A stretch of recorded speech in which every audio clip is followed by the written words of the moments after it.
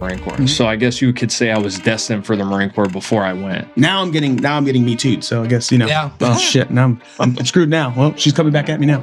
People always just say it's bad. It's like, well, if you already have an established addiction to it, good luck trying to tell somebody that it's just bad. But you know it's bad. Yeah. You know subconsciously it's bad, but you can't find a way to make it make sense. Do you know when you know it's bad?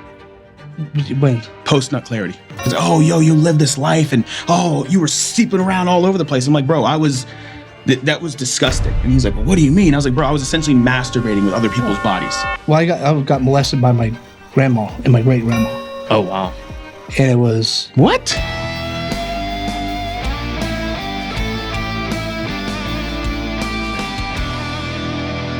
Five, 4. Yeah, turn like the radio station. Ready? And turn. What's up, guys? Welcome to the Therapy Was Full podcast. I'm one of your hosts, Dustin Hayes. You fucked it up. Go ahead, just do your thing. Fuck. Yeah, obviously, We he hated the way I did it. Go ahead and do it. Yeah, he wanted news anchor's turn. What the fuck? I thought it looked cute. You did not. He thought it was cute. Never felt gayer. He thought. You know what I mean? But You tried to kiss me. Hey, if you both are gay, I guess we'll tried to kiss me. I guess we'll make it a love triangle. That sounded wrong. That sounded wrong. So no bullshit. Funny. I'm glad you said it. I do. There's a warning zone. Like, this is the space. Don't enter this. This is the danger zone. Like, in this danger zone, you are at risk of being kissed. Right. I'm just being honest. It's just lips. And Two Marines and a sailor walk into a podcast studio. Yeah. Who comes first? Probably the sailor, to be honest. Okay. Well, that's how we're starting the podcast today. Therapy is full.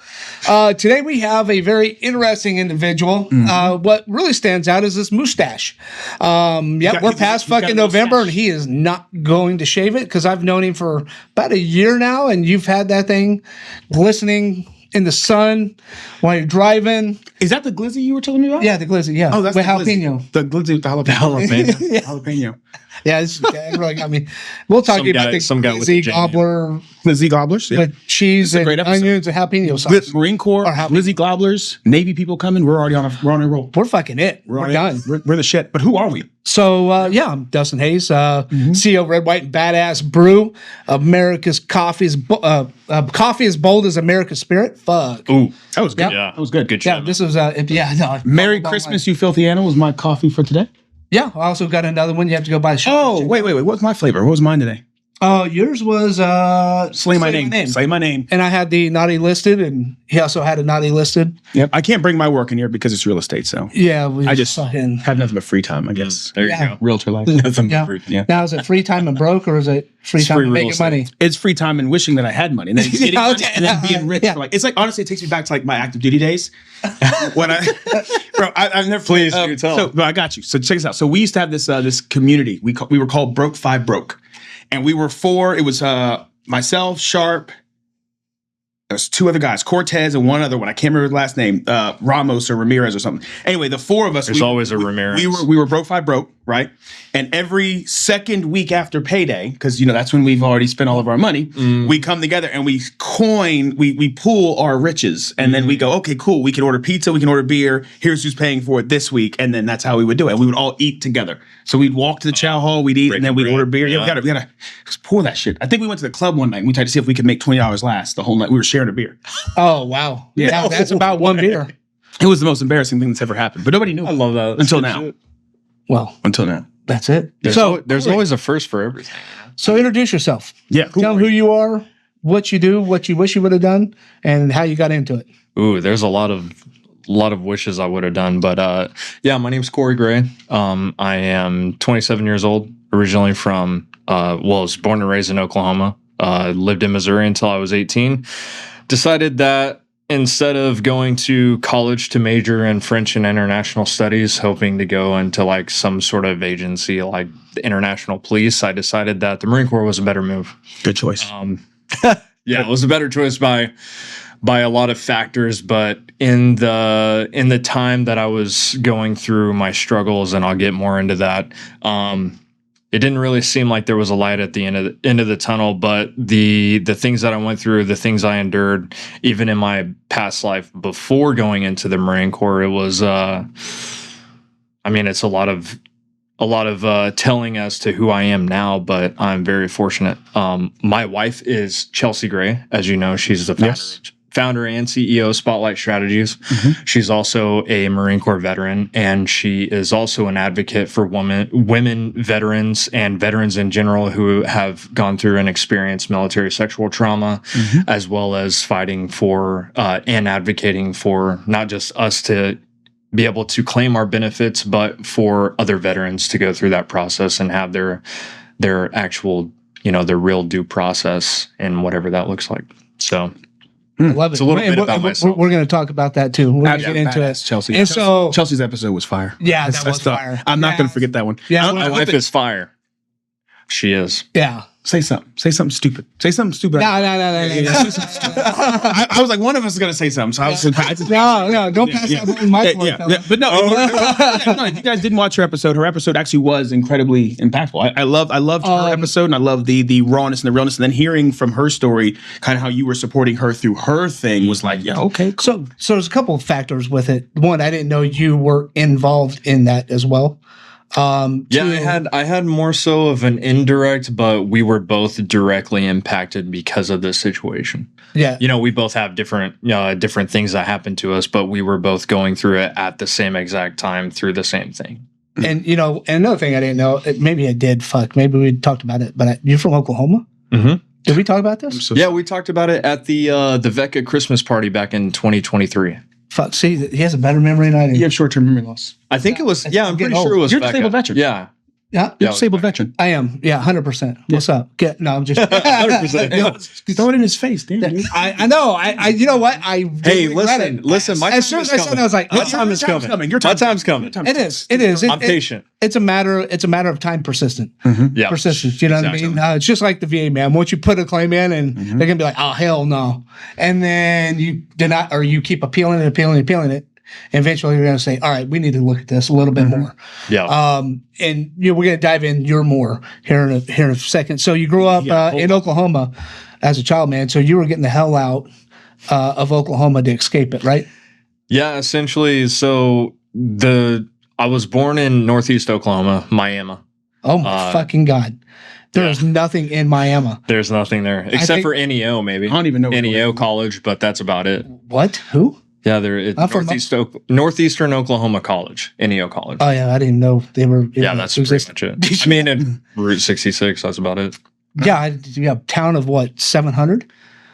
No, it's a lot bigger than that, but no, it's not huge. Wow, crazy. Okay, so Miami, Oklahoma. Mm-hmm. It's not Miami, it's Miami. Yeah, Miami. What goes on? What was going on in Miami? What was running you out of? Nothing. Oh, okay. Drugs, sex, and rock and roll. Yeah. Well, Oklahoma. So in Miami, there's a suburb called Commerce. Mm-hmm. Commerce is where Mickey Mantle grew up, and that's pretty much all of that. That's pretty much the gist of Oklahoma. Commerce. And so then, what drove you? You were talking about like what drove you to the Marine Corps? Like what? Yeah. What made you go that route by going to just college? Yeah. So I moved to Missouri and was legally adopted by my aunt and uncle, my blood relatives. At what age? And at 11. Okay. And so I lived in Branson, Missouri from 11 to 18. And I had discovered that my ability to learn language was a lot faster than other students. I started learning French 1 in 8th grade. And the only reason why I continued pursuing it was because my French teacher in 8th grade, he was the one who taught all levels of French. And so he basically encouraged me to continue learning. He said, it seems like you have a good thing going for you. Why don't you just see it out? So I was like, okay, French 2, 9th grade. Then I moved back in with my mom at the time.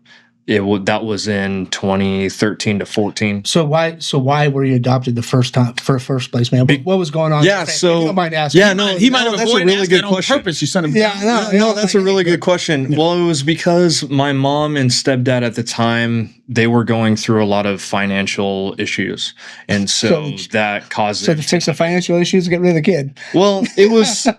Without me realizing it and, looking back on it, because I've reflected on this multiple times, as an adult within like the last year. So the reason why not just because they had financial issues, was because they were having relational issues and they didn't want us to be involved in it. For a good reason. Like my mom was going through some really, really crazy mental issues, and my stepdad, so my youngest sister, her dad was the one that was, taking care of us at the time. And he was going through financial issues and he couldn't really find a stable job. I don't know if it was just around that time that, the job market just wasn't good or whatever, but my mom had asked my youngest brother and I, his name's Zach, if we wanted to, go to Branson and spend the summer in Branson with our Aunt Tammy. And I was like, yeah, sure. That sounds like a fun time. I've never been to Branson before, or that I could remember. And so we spent the whole summer there and it was great. Everything was fine. And my aunt approached myself and Zach and she asked if we wanted to see what the school year would look like. And that's when I was starting 6th grade. 6th grade goes by, everything is good. And then I didn't really think much after that. I was like, well, this is my home now. And, I don't really think of stuff like that. And plus you're 11 years old. You don't know what's going on anyway. Did you feel like it was much of home before that? Do you remember? Or as far as living with my mom, I didn't really think about it, but I realized I knew I had it a lot better. I had a family who was actually there. My aunt and uncle were actually interested in the things that I wanted to do, and they were very encouraging of it. Living with my mom, I lived in trailer homes and trailer parks up until I moved. And if you know anything about Oklahoma, don't fucking knock it, because that's how a lot of people live. Yeah. Yeah, I grew trailer up parks, white. Trailer homes, I grew up, white trailer trash, as some people would call it. That's literally how I lived for my whole life up until then. And so, sorry, there's a fly, fucking fly. Anyway, it helps if you shower. Bruh, I was gonna talk about Dustin's bullshit ass coffee. Hey, I got your back. Don't take shots at our guests. I got you. We'll go back to the conversation. I got you, Corey. Yeah, you're good, man. You're good. That was good. That was good shit. I got you, baby. I got you. Go ahead. But so up until that time, living in trailer parks, not really having anything to do. Like I grew up, riding my bike and, not being home a lot, because that's all we really had to do. Yeah. And so one thing that I really enjoyed doing, and it was a sport that I was involved in, it was actually a school sanctioned sport by the state of Missouri at the time, was trap shooting, 5-stand. And I got into that whenever, literally almost as soon as I got out to Missouri. I think I went through 6th and 7th grade. And then my uncle was telling me about how they have this shooting program through the school. And it was a state sanctioned school sport. So it was like, an official sport. Yeah, so like basketball or football, yeah. Yeah, exactly. And so my uncle bought me a shotgun. It was a Remington 870 model. It was a trap edition. It's a Wingmaster. I freaking love that gun. He still has it. I need to get it out here so I can shoot more trap. But it was my way of being able to cope through everything. And full transparency, whenever I was 8 years old, I was actually molested by two different individuals at different times. And a lot of the things that I went through, not just in the Marine Corps, but a lot of the things I went through in my adolescence kind of stemmed from, having endured that trauma, and, like my addiction to pornography, my addiction to myself, like pleasing myself, because I didn't even at a young age, like you don't realize how much of effect that has on you until you start to run into these problems where I was, I was essentially, my aunt and uncle were looking at the history on my laptop and everything. And they were, going through my stuff because, parental rights, whatever. And they were just like, yo, what's going on with you? Like, what's going on? And it was really hard to explain that because they didn't even know. They didn't even know what was going on because they inherit two young boys, and the only, person or the only child that they had to really think of raising was their daughter, who was like a year and a half older than me. Yeah, that sounds about right. Like maybe 11 months.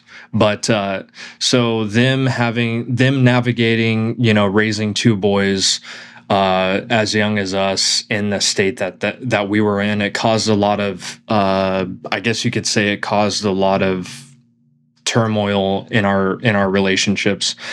Because my uncle Gary, he married into the family when he was like, and he was one of them. What's that? No. Oh. No. So these were younger. These were teenage boys. Okay, gotcha. At the time, and so, like I said, having to endure a lot of that and discovering, like, because I went through these traumatic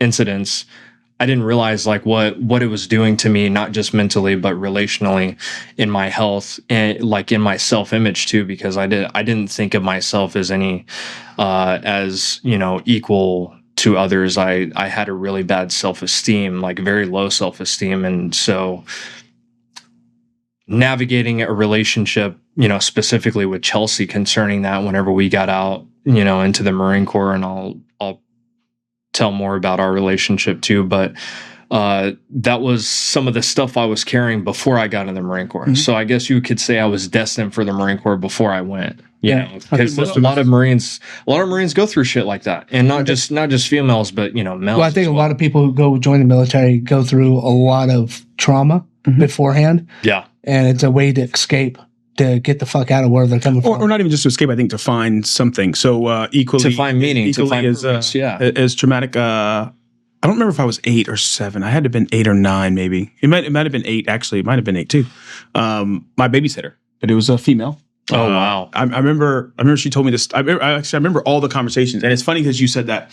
I didn't realize it was like a traumatic experience until I was much older. Well, yeah, because you didn't know what it was, and I was sharing the story, and honestly, I thought it was like cool, But then, to remember the story, I'd never forget the story. She said, she used to tell me, and I remember sitting there as we're on the couch and we're talking about what she her sexuality, and she was older. She was maybe 15, 16. She was older. Oh, wow. And I remember she was telling me the story. What she said she would do is the bus in the neighborhood I was in Dorchester Manor, it's a big U shape. That's it. So she said whenever the bus would turn in, she would try to see if she could, like the last kid gets off on that bus, she would try to see if she could masturbate and come before she got home. And I remember this story, and I was like, so wild that you remember that. What's an orgasm? Like, what are you trying to, like, and she said she would sit in the back of the bus and she would masturbate until she sees if she can come. Wow.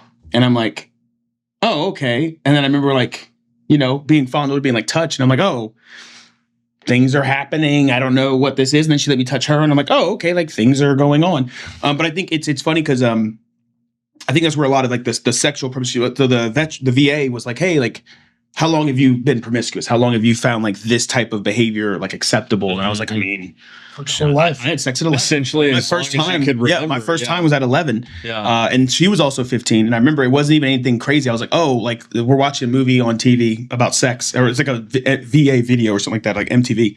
And I'm like, oh, sex. And she's like, oh, yeah. And I'm like, oh, have you had sex? She's like, yeah, it's great. Oh, it feels so amazing. Me and my boyfriend, he's 18. We do it. I'm like, oh, like, does it feel good? She's like, yeah. I'm like, you want to do it? Like that's exactly how it happened. Wow. That's it. That I'm 11 and we're sitting in my mom's living room. We went in the bedroom. I'm not going to tell the story on this podcast, but remind me to tell you the story about my first time. But we end up having sex, and I remember I hadn't even had a wet dream yet. So like, I have no idea what I'm doing. I'm just copying what I've seen on the porn, the magazine. I think back then the internet wasn't as big as it was. So back then it was like trailers of porn is what I would watch. Trailers. Like that would be. And for the kids at home, like, do you know how hard it is to like learn how to be like I had to learn to be ambidextrous because I'm right-handed, you know what I'm saying? So I'm trying to figure out how to click the mouse to like replay the 15 to 20 second clip as I'm trying to like, I'm shaking as I click it, you know what I'm saying? Wifey's World, actually. wifeysworld.com was the website. I'll never forget it. That's wild. But it's funny because when I would get caught, it was like a shame thing. Like my mom was like, "Oh, why do you have cartoon porn?" Like we had like magazines. Yep, we had like whatever, whatever porn I could get, bro. Whatever porn I could get. It was like I remember it was a Dragon Ball Z one, and it was like, bro, I'm dead, bro. It was. I'm old, but like it was like I had like a magazine of pornos. I had like that I like stole from the gas station. And like inside the sleeves were like cartoon porn. I used to draw. I used to draw Dragon Ball Z stuff. So I used to draw, these really voluptuous women. And like I never really understood like where that came from. So as I got older, Right. and it starts to like present itself as like I'm promiscuous. I don't have that attachment to sex like normal people are supposed to. Then he was like, "Oh, did this ever happen?" I was like, Right. "Oh, it did." Yeah, I can speak to that too, as far as like when you're being caught and there's shame surrounding it, and not really understanding the root of what it actually was. And so when I got caught, when I got myself, into these situations, I was like, well, I know and I understand that it's bad, but I don't understand why it's bad. People always just say it's bad. It's like, well, if you already have an established addiction to it, good luck trying to tell somebody that it's just bad. But you know it's bad. Yeah, yeah. Subconsciously it's bad, but you can't find a way to make it make sense. Do you know when you know it's bad? When? Post nut clarity. As soon as you come. Really? I feel guilty. Dude, I was 11 years old. I'm done, and I'm like, what am I doing? Like, how am I? Like, dude, I was 11 years old. I wasn't even nutting then. For real. I was maybe like 12 or 13. I think. Did they diagnose you with ADHD or anything like that when you were a kid? No. Oh, they didn't. You didn't have anything that I know of. No, I don't. I guess I would just. Congratulations, diagnosed. I wasn't behaviorally. What do you call that? Showing behavioral signs, I guess, or they just didn't know. Who knows? That's maybe. I don't know. Well, I got molested by my grandma and my great grandma. Oh wow! And it was what? Yeah. Hey, bro, we need a beer. Where's the alcohol, dog? I need drinks. God. Yeah, man. Wow. Today, I told you today. It's a rum day. I don't remember when it started. I can only imagine these sick fucks. Yeah. But it stopped at 8 years old because that's when my parents got divorced. But one of the last times. These are the ones you were telling the story a couple episodes ago. These are the ones when you went to their house, you got angry. Yeah. You would get mad. Yeah, because they made me fucking stand in their bed. Yeah. Yep. And they'll pull their fucking titties out, put it in my face, hit me in my dick and my nuts, call me names, hit me with a cane. Not just a fucking cane. Wow. It came with nuts in it. That's some real. Yeah, that's straight up holy shit. Yeah, wow. Yeah. And so I know I had ADHD. I mean, I know I had it. Yeah. But I also had child PTSD. Yeah. Which I didn't even know was a fucking thing. Yeah. I had no idea. I mean, we're talking about the 80s. I didn't know what PTSD was until I went through my conflict in the 20th century class my senior year of high school. I had no idea what it was. I didn't know PTSD until fucking... Well, during World War I, they called it shell shock. Uh-huh. And, obviously shell shock is just, another form of PTSD, but I really didn't understand or know what it was. And then, going from senior year to going straight to MCRD San Diego, going through boot camp, like people were talking about PTSD, and I was just like, what the fuck is that? But they didn't call it PTSD until this war. Who'd you tell about your... Did you tell anybody? Did y'all tell anybody? About your molestation? Did you tell anybody? In the Marine Corps? Like ever? Well, no. I mean, besides Chelsey, honestly, nobody. I mean, my therapist, when I was older. I never had a therapist up until last year. I almost committed suicide when I was 15. Oh, shit. Yeah. Like I was. Buddies. Well, thank God you're still here. Yeah. Yeah. I mean, it was terrible, man. Yeah. I mean, I can only imagine. Well, I didn't tell, I would scream my fucking head off and cry when they're like, oh, you're going to your fucking grandma's. And I'd fucking murder. Wow. Like, no, I don't want to go over there. Until I was 7, 8 is when, it stopped because of divorce. But now I'm kind of getting big enough where I can start pushing back, and they're old fucking ladies. Yeah. One is fucking oxygen, man. Fucking ladies. Yeah, old fucking ladies, man. I'll push your fucking ass down. Because one had oxygen in a little fucking trailer. Pick up their oxygen tank. Yeah, just rip the fucking tank out. What's up, man? Breathe now. Chase me. But she got some smoking. She had an CPD or whatever. COPD. Yeah. And so, and then, but fucking, she double fucking fist cigarettes still. It still lived to be too fucking long. And the reason why I asked the question about who you would talk to or who you would tell is I think all these things start to bring real issues, because then if you don't feel safe in that space, who do you tell who do you tell other issues to? Yeah. And then what other issues that you actually have are you bottling and keeping within? Yeah.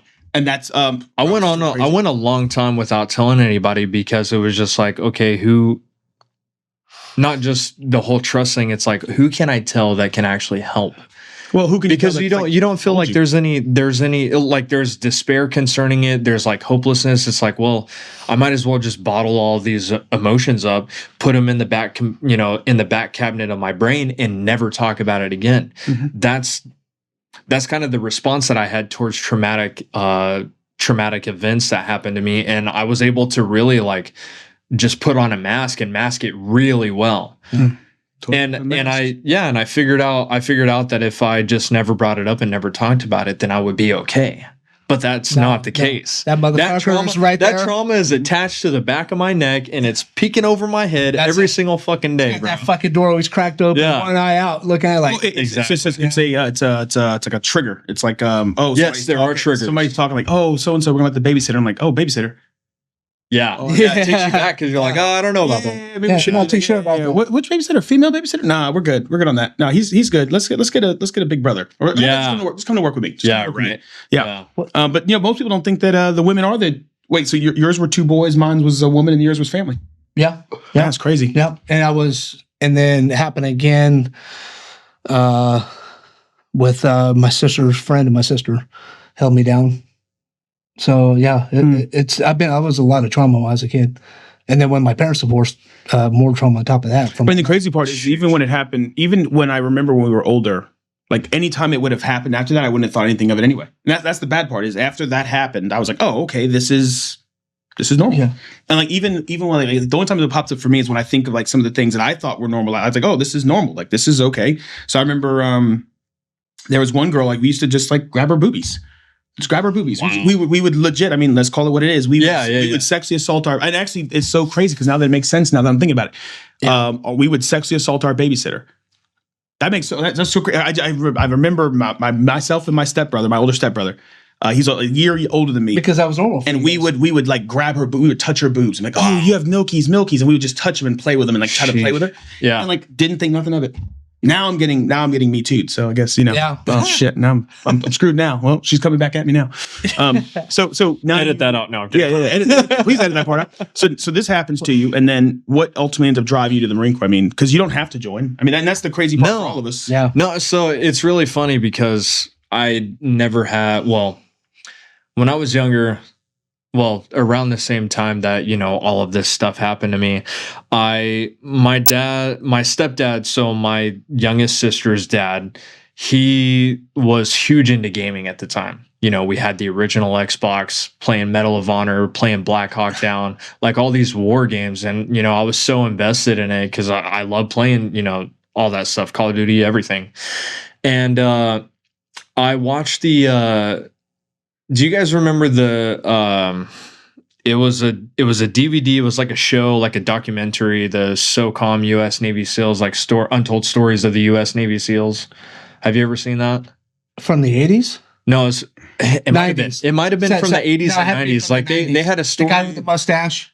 Yeah, something like that. Yeah. So I watched those documentaries over and over and over again. And I was like, I want to be a sniper. I don't know how my mind went to that, but I'm like, I want to be a sniper.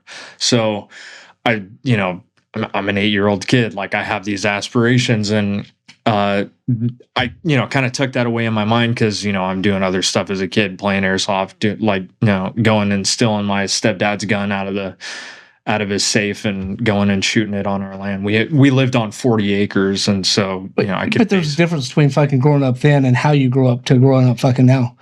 Yeah. Absolutely. I didn't know what a gun safe was. Right. They were just out. All the guns were out. Fair enough. But that kind of sparked like me wanting to be in the military, and I I didn't really think much about it because I was like a small part of my life. And so I go through high school. Actually in 8th grade, I meet a kid. He's from Wisconsin. His name is Christian Patel.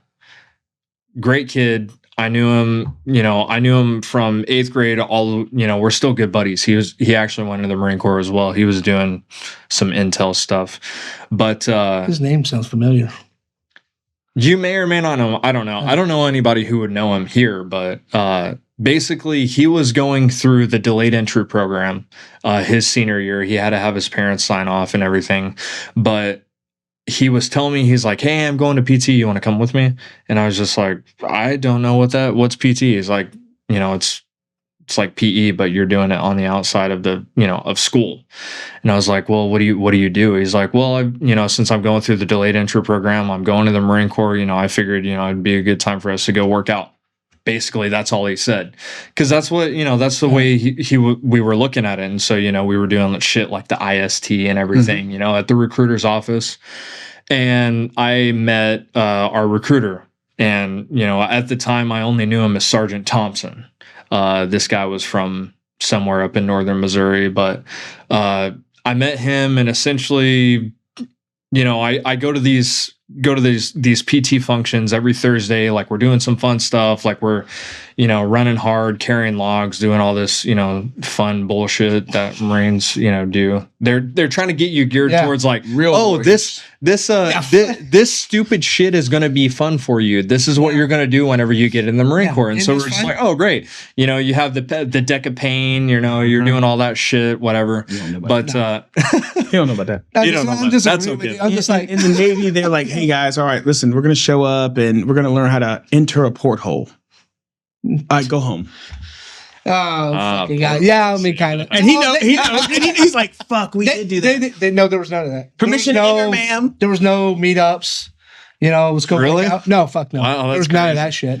It was like, oh yeah, you want to come in? Cool. Sign the paperwork. All right. You're all the time. Yeah, I think I went to one. I think I remember one or two, maybe like depth. PT sessions, but I think I joined. Oh wow! And I was like, yo, I'm ready to get the hell out of here. So like, I graduated high school, and then I immediately was like, boom, here, mom, told you I was going to do it. Get me the fuck out of here. So he took my shit. He left. I think he showed up the Sunday after graduation. Was like, yo, you still want to leave early, right? Wow. And there there could have been a thing, but again, you were too drunk. I dropped out of high school, so I had to go to Job Corps. Oh, so I had to go to fucking Job Corps for 6 months. Get your GED or whatever. Yeah. And that's crazy. Show him I was. Now he makes coffee. I don't fucking know, man. Yeah, I know. They didn't have that this fucking Job Corps. Come on, where's my baristas at? Well, you're a little bit more than a barista. We'll just say you make coffee. First off, you have toppled mountains, sir. You truly successful. Your business is very impressive, and like it's fucking amazing, bro. I appreciate it. It's great. Thank you. Absolutely. But I think that is a true compliment. I think that's the problem with trauma, though, is trauma makes it so that everything else that you'd face after that. All right. Yeah, it was like water off a duck's back, and like going through PT, and they're like, "Oh, we're gonna make you hard, not dick hard, but we're gonna make you hard." All right, now. Of course. I mean, they have done. Now the Navy guys awake. Well, given my trauma experiences, it wasn't really, Yeah, keep talking. It was like now it's going down. Well, no, it's like I had a comfort surrounding it because that trauma follows you, and you can only avoid it for so long until it becomes part of you, and so you're like, okay, well, now I'm a lot more comfortable with doing it, but not talking about it. Did it affect your sexual performance at all when you were with partners and stuff like that?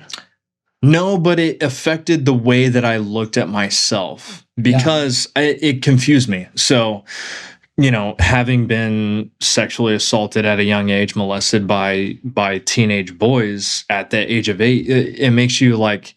It gives you a level of confusion. It's like, well, am I gay? Am I straight? Like, like all these questions are running through my head without even realizing what it is. Yeah. Well, you see the mustache, we know what it is now.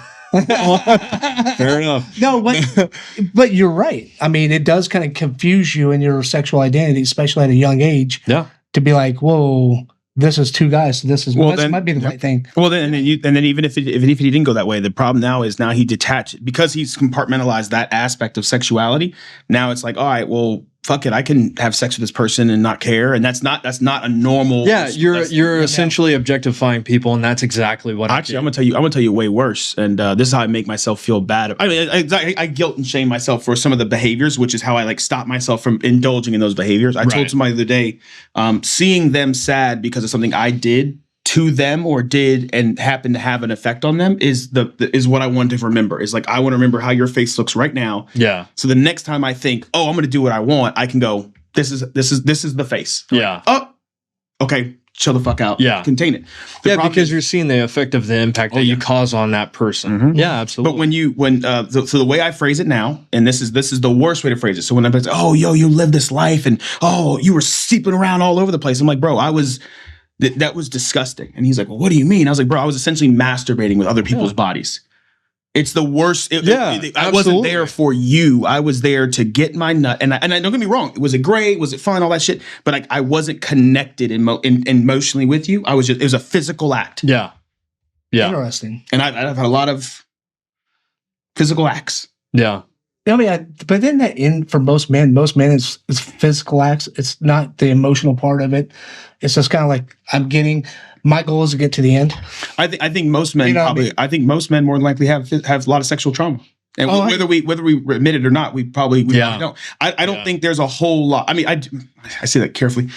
I think there are a whole lot of young men who get thrust into positions that they might not even really want to get indulged in. Let's be honest, peer pressure is a hell of a thing. Hey, bro, I'm going to this party, bro. I got this girl with me. She's bringing her friend. We're going to have sex. And you're like, all right, yeah, I'll come. And now you're there. And keep in mind, even in those experiences, like honestly, when I was just talking about this, one of my earliest sexual experiences is you having sex in the front of the car and me having sex in the back. There's no privacy to that. Like there's no intimacy. It's just we're here and this is happening and I'm a part of it. So subconsciously it kind of breaks the boundaries on what it's supposed to be in the first place. Yeah, absolutely. It's supposed to be intimate and private, not, oh, me and my homies having sex in a car. He's doing his girl, I'm doing mine. Oh, we swapped. Oh, that's what you think is okay. Yeah.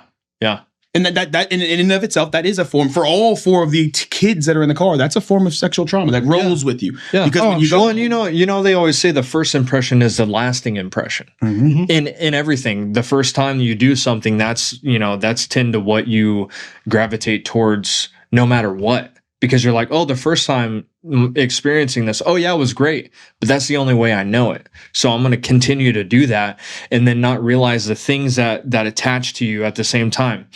Some people who don't believe, like in the spiritual, they call them like burdens, or these what's the word I'm trying to think? Anyway, demons. Yeah, essentially demons. As a believer, I strongly believe in God of the Bible, and Jesus is my Lord and Savior. Straight up. But, those demons attach to you and you don't realize it. Yeah. And they stay hidden for so long. It doesn't matter what you do. They're always there. They're always, they're always crawling under your skin. It's the freaking wildest thing. And it hits you at the wrong time. It's always at the wrongest time. Always at the wrong time. So you're just driving, having a good time, living life, and you think, I remember when I did that. Yeah. I was why the fuck did I do that? I know, man. Yeah. And it reflect on shit as a kid. And bro, I reflect on so much shit, and there's so much shit now that I can think back to that I'm ashamed of now, that I'm legit just like this. Hey, just fucking come for me, bro. Just fucking the shit that we were doing. I am yours. No, bro, just come fucking, I did it. Yep. Yeah, okay, cool, we're here. Yeah. And that's the problem is to his point, I mean, there's a lot of growing up to do when you're a kid, when you've gone through trauma, through trauma and reintroduced trauma several times. There's a lot of growing up you got to do, a lot of soul searching you got to face to overcome those demons. Yeah. You know what I mean? There's a lot of things you have to walk through, because frankly, the only way to get rid of the trauma is to walk through it and face them, reversing it. Yeah. In order to reverse it, you have to walk back through it and experience it again. That's why we have drug addicts, why we have alcoholics. Yeah. Is because it's a masking coping. Yeah. They're running away from the issue instead of confronting it. And it's so which is crazy, because that's the thing. So I know. But that's the piece. So what I noticed as I got older is I associated sex with intimacy. Yeah. And what I needed was intimacy and vulnerability in my relationship. So I thought that was the way to get it. Yeah. And I'm on the same page with, what I settled for was, oh, well, if we're having sex and we're having fun and we're dating, right, then I'm getting intimacy, I'm getting vulnerability, I'm getting safety. I got none of that. Yep. Yeah. And it's because I didn't give you any of it. I would get to know you. I'd talk about your mustache and your life and all these things and where you grew up as a kid. You know nothing about me. And you would think it's so deep. But you're just in a way, it's your brain is blocking off that desire to want to know people on a deeper level. You're like, oh, I'm obtaining information about this person. Yeah. Well, because there's no. It's also. It's all superficial and it's all surface level. And that's the way I used to operate for the longest time because of that. Yeah. You don't want to So how did that how'd that follow in the Marines with you? So and then the situation you got into. Yeah. So, well, the situation that we got into wasn't actually until after Chelsey and I had met. So, going to boot camp, coming out to Camp Pendleton after I finished, going through the schoolhouse in Fort Lee. I came to Camp Pendleton in October 2017. I was actually, it's really funny. Everything happens for a reason. And I truly believe that, because if it didn't happen the way that it did, then I wouldn't have met Chelsey. We wouldn't have gone through the things that we had gone through. I wouldn't be where I am today, and I wouldn't be the husband that I am today. And I'm super thankful that I'm here, because I wouldn't have it any other way. But I was at the schoolhouse. I went to the schoolhouse January 3rd of 2017. I was supposed to graduate by no later than, I would say, like June of 2017. I was going through the parachute riggers course, and I got held back because I went on emergency leave because my grandma passed away in June of 2017. I got held back because the activities director was just a asshole. He was basically just a dickhead. He's like, no, you got to go through the entire course again. I was literally finished with second phase, going into third phase, which was 2 or 3 weeks, and then I would have graduated. I would have been at Camp Pendleton 4 months earlier than I actually was. That's the only reason why I know and why I feel the way that I feel concerning things happen, for a reason. But anyway, so I graduate in October. The next day, or actually that day, as I'm, leaving Fort Lee, I get to the school, or not, as I'm leaving Fort Lee, come to Camp Pendleton. I'm there from October 2017 all the way up until 2019. Mind you, during this entire time, like, I'm still hooked on porn. I'm, still masturbating every single day, sometimes 2-3 times a day. That's just my mental routine. Rookie numbers. Well, that's just my mental routine that I'm going through every single day. Yeah. And I really honestly didn't have a good relationship with anybody, with any of the women that I ever talked to, because, quite frankly, I was objectifying women without even truly realizing it.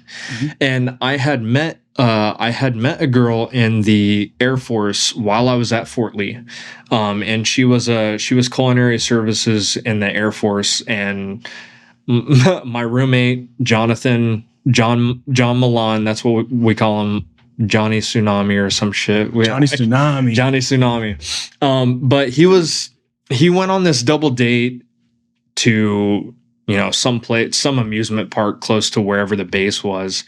And he was just like, I got this chick's number, but, I'm not really interested in her. Are you interested in talking to her? So I was like, yeah, give me her number. We'll see where it goes. I wasn't really in the interest of, I'm seeking a relationship. It's like, I kind of want somebody to talk to, not really thinking anything of it. And so I start talking to her. Her name's Shelby. I figure out that she's from Missouri too. She's from up by Kansas City. And so I was like, oh, that's crazy. And so, we strike up, this kind of sort of long distance relationship, because she actually got stationed back in Missouri at Whiteman Air Force Base, which is super close to her home, which is kind of wild. I was like, how the fuck does the Air Force do that? But anyway, that's the Air Force Base. Right, exactly. I was like, yeah, you're lucky. I'm over here halfway across the U.S., but we have a long distance relationship, and I think everything's going well. I saw her a couple times whenever I went on leave, but this was before Chelsey even got to our unit. Good cover. Yeah, it was definitely before. And so I go on leave a couple times. I'm at home in 2018 for Christmas, and I so much as kiss this chick. Like, because I was serious about being with her. I was like, I want to marry this chick someday. And, that was literally what was going through my mind. And come to find out, like 8 months later, I find out she's pregnant. And I'm just like, oh, I know that's not my kid. No, shit, man. I know that's not my kid. So you married her and took care of the baby? No. No, definitely not. Okay, you gotta lie for you ain't gotta lie for the podcast. That's what he did. You sent her a text? Send her a text like, hey, Prego, this ain't going to work out. Good luck finding a father. Well, no, this is actually how I found out that she was pregnant. I had FaceTimed her during this whole time that she was pregnant. And she was just like, tits up? Well, the signs started showing that she was acting weird because she wouldn't show anything above her chest or below her chest. And, I'm talking to her and she's not really reciprocating, like, me being excited to see her and talk to her. And I'm like, yo, is everything okay? Like, what's going on? Pregnant. Yeah, well, I couldn't put two and two together because I was so enamored with this woman. She just tell you. That's what she's over here thinking, like, how am I going to hide this? Bro, how am I gonna hide it, baby? Yeah, I was so enamored with this chick that I was like, I really, I'm really trying to get to the bottom of why you're acting so weird and what's going on. Like, am I doing something wrong? Am I being too whatever? And no, come to find out on her friend's Snapchat story, she posted a picture of her taking a selfie in the mirror, and she's got a big belly, and I'm like, yeah, yo, what's going on? Oh, my friend or my bestie is 37 and a half weeks pregnant, and I'm like, what the fuck? I was like, you got to be joking my ass. Yeah, I was like, well, what do I do now? I was like, this woman just shattered my fucking heart, and I don't know what to do. No. I literally don't know what to do. So I texted her real quick. Yeah, so I texted her. And I was just like, hey, what's going on? Welcome to the military, fella. For real. Well, come to find out, what happened was she went to a Thanksgiving party. And she got stuff? Yeah, she got stuff. Yeah, her turkey got stuff. What had happened? What had happened was she was a glizzy gobbler. Yeah, she was gobbling for sure. A glizzy gobbler. Go ahead. But somebody put the glaze on that ham? Yeah, so they had a party and she was, she said she got super drunk and she blacked out, and next thing she knows, she woke up in bed with a guy. And I was like, well, I was like, okay. And that's all I could really say. I was like, I'm not upset at you. Like, yeah, this hurts, but I can't really do anything. You're literally about to have this child. I was like, I can't do anything. Yeah. And I was like, I can't do anything. I really, I thought we were going to, we were going somewhere in this relationship, but I can't do this. I was like, I can't. I was like, I'm not going to raise somebody else's kid. Can't do that. Good call. Don't ever do that. I can't. No, it's like, Sorry. And I asked her, I said, is the guy who got you pregnant involved in your life? And she said, no, he has no involvement whatsoever. And I was just like, well, I literally took 30 seconds to think about it. Well, what if I marry this woman? What if I actually choose to be with her? And I was like, I can't. I can't. Every fiber of my being says no. Yeah, right. So I'm like, no. That's that people pleasing. And so, I blocked her. I blocked her number. I deleted all the photos that we ever had together. Like, I blocked her on social media. I was just like, I can't be involved with this woman. Like, she literally broke her trust with me. And, well, that's like, so why don't I just tell you? Let's run this back. So let's say, hypothetically speaking, she tells you, hey, I don't know how to say this. I'm pregnant. Why is it so hard for women? You know what? I don't know if this is women. Why is it so fucking hard for fucking people to come out and say, I've got a problem? Or, hey, I got some fucking dick and I got pregnant. Because they're afraid of getting judged? But you're going to get judged hard as fuck. They are conflict avoidant. Yeah. And they think I was laying on for 8 months and it's like fucking wild. If I avoid conflict, it won't ever come up, or I'll find a way to scapegoat out of it. And then it only makes the problem 5,000 times worse. 100%. It's like, just pipe the fuck up and say, I did it. Hey, something happened. Thanksgiving, man, I hate that fucking dressing. It was good. Whatever. It doesn't even fucking matter what it is. Were y'all dating on Thanksgiving? At Thanksgiving? Huh?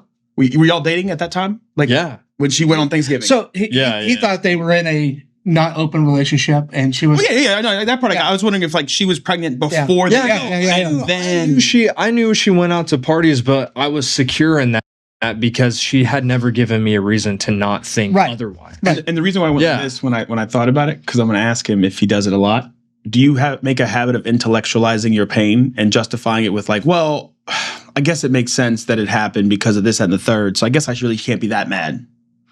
Because that's what you did a second ago. No, I told her that it hurt, but I can't be upset at her because I'm human too. Did you hear it? Yeah. Did you just hear it? Yeah. Do you see? The reason why, I've been trying to pay attention to it more, especially as we started this podcast. I started to pay attention to it. Was this last week's therapy session? Yeah, one or two.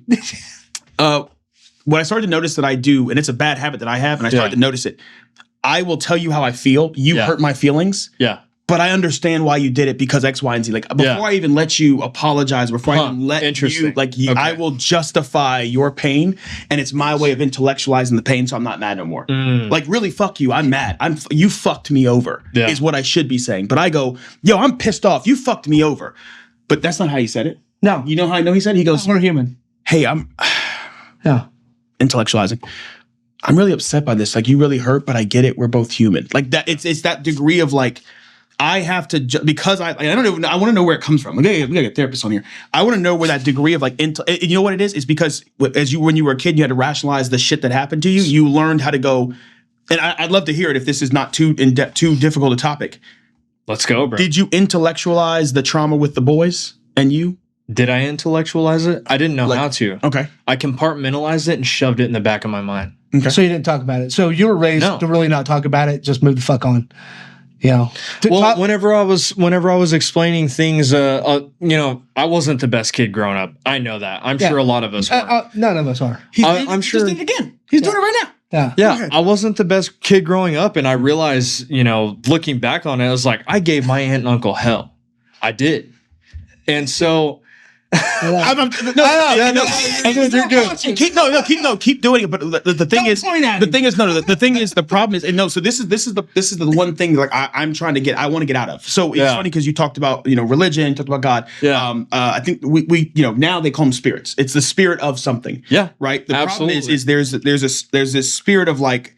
Let me intellectualize all the bad shit that happened to me because then it gives me power over the thing, and then I now have control. The truth is, you weren't a bad kid. You were a kid that had some shit happen, and people should have supported. You should have been able to speak to, and you should have been held safe, so you could come out and say that. Yeah. You're not a bad. You're not a bad kid. And that's exactly what I went through. I didn't have enough safety, and so I would lash out at my aunt and uncle, and I would tell them like this is a reason why, but without actually telling them, because deep down in my subconscious I felt ashamed to say it because they wouldn't understand anyway. You're telling them lies of why you felt this way. Yeah. And it's really come from these demons that you're hiding in there that you need to really let out.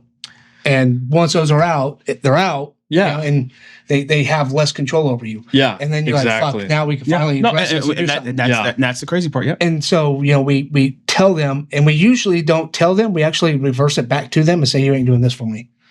Is usually what that never happened. That never happened. No, you didn't do that? No, that never happened for me. So and I think everybody cultivates differently. I took hyper responsibility.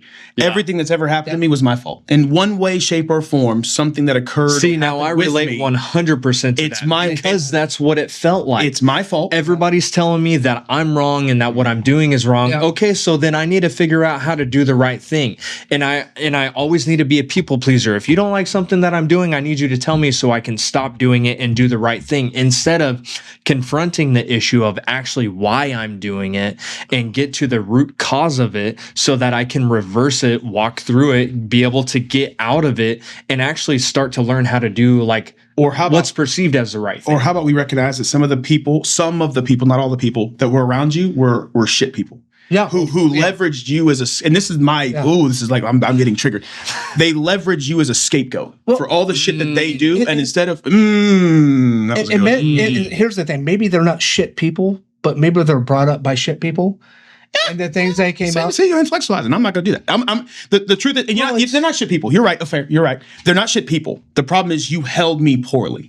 Yes. You're holding me poorly. The truth is what I needed then. What I needed then was for you to say, hey, I hurt you. You know what? This is me. I'm grandpa. Yeah.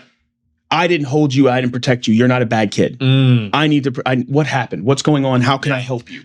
I need to figure out how I can become a better provider. Yes. Not guilt and shame and why do you do this and why are you so bad? Yeah. And that's what happens is I go, oh, I am bad. I must be the bad. It's my fault that this is happening. The beatings, the whoopings, the punishment is my fault. Yeah. And if I just change me, then I can do it. Then I got shame. I got guilt. I feel bad. And then the problem is I box myself into this box that I'm the bad guy. Yeah.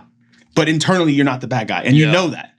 Yeah. So you're like, fuck. Like, you're literally you're going through trauma. You have trauma associated with you, and you're carrying that, and you don't know how to confront it because you've never been told also, how but to. they're passing this trauma onto you, though. Yeah. They're saying they're passing trauma onto you without them even knowing passing trauma onto you, because probably these insecurities came from what happened to them as a kid. And they never addressed it.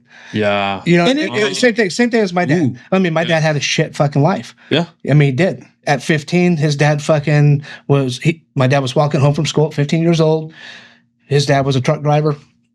Drove up to him, says, "Hey man, sold the house. Motorcycle's in the garage is yours. Do whatever you want with it. But you got till 4 o'clock to get out, all your shit out. So hey, good luck, kid." Yeah. Wow. Like, oh fuck. You know, and his mom. That's fucking rough. Bro. Yeah, and mom married, my grandfather, who just didn't want him in the house, and but it's like my dad, he didn't do a great job with me, but he did better than what his dad did. You know what I mean? Because it's like, shit, I got to do a little bit better. And that's what we you know what I mean? And so now it's like, me, I'm like, all right, now I'm a better version of what my dad is. So you're way better. better. So you're now you have an example of what not to be, and like you create this vow with yourself. You're like, I'm never gonna be like most people. But most people don't. Yes, 100%. Yeah, I'm not going to be like these people. I'm not going to be like those fucking child molesters. Yeah. I'm not going to be like these fucking rapists. But you know what the trap is, though? When you say that, I'm not. So this was triggering me. I used to say the same shit. I used to say I'm not going to be like my dad. I'm not going to ever be like him. That's why I never played baseball. I love playing baseball. I've always been great at baseball. I'm fast. I can sprint. I can catch. I've got good hand-eye coordination. I can hit. I've never played baseball a day in my life, but I can do all the things. Yeah. And I only did not play baseball because my dad played baseball. Right. And I was like, I'm never going to play baseball. That's his sport. I'm not going to be like him. But I was good at the sports. Well, that's cool that you know your dad's favorite sport, because I don't know my dad. Shit. Hey, it's funny. Hey, so no bullshit. I used to do this shit. I used to piss off. Oh, shit. Oh my God. The Marines. Yeah, I forgot to tell you guys. I brought you on this podcast. You know we're both from Oklahoma, right? I'm just joking. The Marines would come in and they fucking be like, I'm like, yo, hey, Double Dog, how was your weekend? Oh man, it was so great. Yo, me and my dad, we went fishing and all this stuff. I'm like, yo, that's awesome, bro. I read a book. I wish I knew dad. Here's what you do. You go like this. You go, I wish I knew my dad.